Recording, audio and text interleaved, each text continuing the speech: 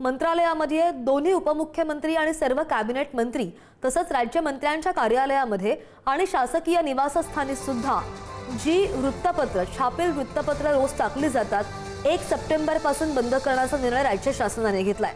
तत्काळ मागे तो निर्णय जो घेतला तो तात्काळ मागे घ्या अशी मागणी बृहन्मुंबई वृत्तपत्र विक्रेता संघाने मुख्यमंत्री फडणवीस यांच्याकडे केली आहे।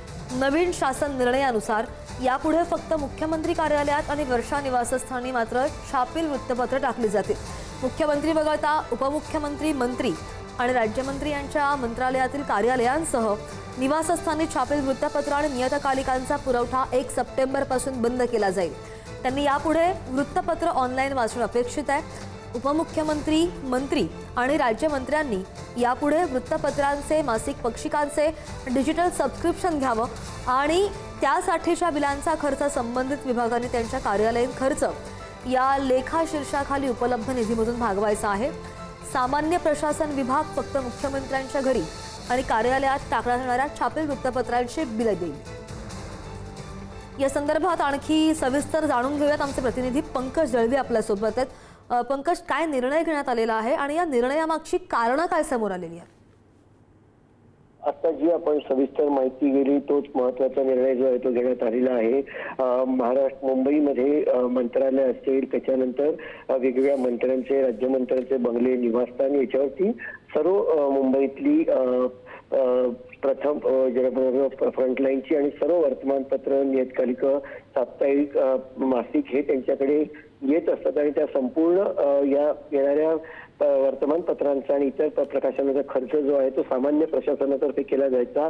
साधारणतः वर्षाला 22 लाख रुपये खर्च जो आहे तो सामान्य प्रशासनातर्फे केला जायचा। मात्र आता नवीन ज्यानुसार 1 सप्टेंबर पासून फक्त मुख्यमंत्री यांच्या वर्षा या निवासस्थानी आणि मुख्यमंत्र्यांच्या मंत्रालयातील कार्यालयातच फक्त वर्तमानपत्र आणि इतर जे प्रकाशनं येत होती त्याचा खर्च सामान्य प्रशासन विभागातर्फे करण्यात येईल।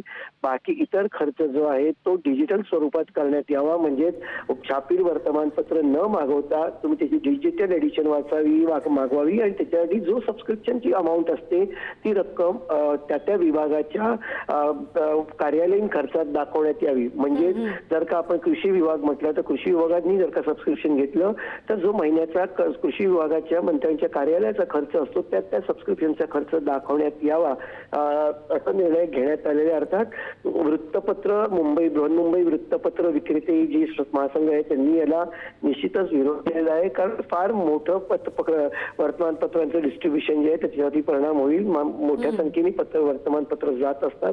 साधारणतः वृत्तपत्र वितरकांचा महिन्याला 22 ते 25 लाखाचा व्यवसाय जो आहे तो ठप्प होईल आणि त्यामुळे निश्चितच त्यांच्या व्यवसायावरती त्याचा परिणाम होतोय। त्यामुळे हे थांबवण्याचा निर्णय जो आहे तो घेतलाय, त्याला वृत्तपत्र विक्रेत्या महासंघाने विरोध केलेला आहे। अगदी मागणी तर केलेली आहे, मात्र ही मागणी मान्य होते का याकडे सुद्धा लक्ष असेल। पंकज, धन्यवाद दिलेल्या सविस्तर माहितीसाठी।